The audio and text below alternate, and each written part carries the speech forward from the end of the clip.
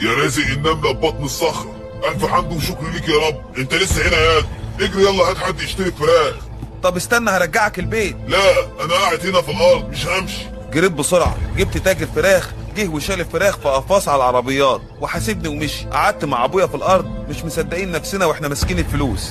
بصيت ورا ابويا لقيت العفريته وراه، فبصيت الناحيه التانيه. ابويا قال احنا عايزين نعمل اوضه تانيه جنب الاوضه دي. اشمعنى يابا؟ هنشتري خرفان وعجول. بس انا ما فهمش في تربيتهم يابا، انا اللي افهمه الكتاكيت والفراخ. يا ابني هنجرب علشان نتاكد ان السر في الارض مش في الكتاكيت مثلا. ده انت دماغك سم يابا. يلا بينا بقى على البيت. عملت حسابك في كام جوز فراخ لامك؟ عملت حسابي. اول ما دخلت على امي وسمعت صوت الفراخ قالت لي هو في ايه يا جمال؟ خير يا ونيسه، خير كتير قوي، شكلنا هنقب على وش الدنيا على قبر. روح يا ونيسه اذبحي لنا جوز فراخ واحكي لك على كل حاجه واحنا بنتغدى.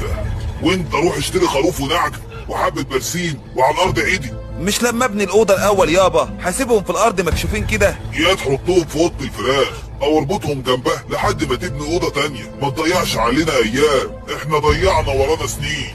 ماشي يابا. بعد الغدا قوم يا على ما امك تعمل الاكل تكون رحت وجيت. حاضر يابا. رحت اشتريت خروف ونعجه من عند سعد الغنام وشدتهم ورايا. وانا ماشي في البلد قابلت علاء صفاره تاجر البيض.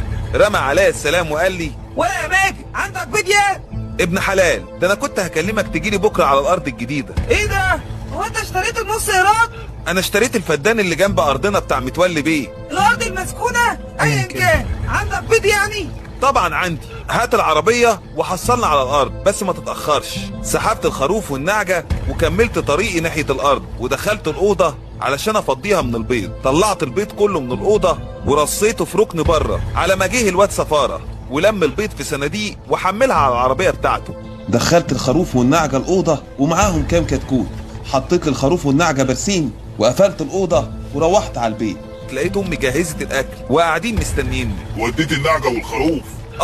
وبعت البيض كمان. الله، الفراخ لحمها طعمه حلو قوي. امي قالت والله طعمها مش زفر غير اي فراخ طبختها. حاجه غريبه جدا فعلا، الفراخ طعمها لذيذ وخفيفه. حاسس اني مش عارف ابطل اكل. خلصنا اكل ودخلت اوضتي علشان اريح. حلمت احلام غريبه ومتداخله وصحيت لقيت جسمي كله ميه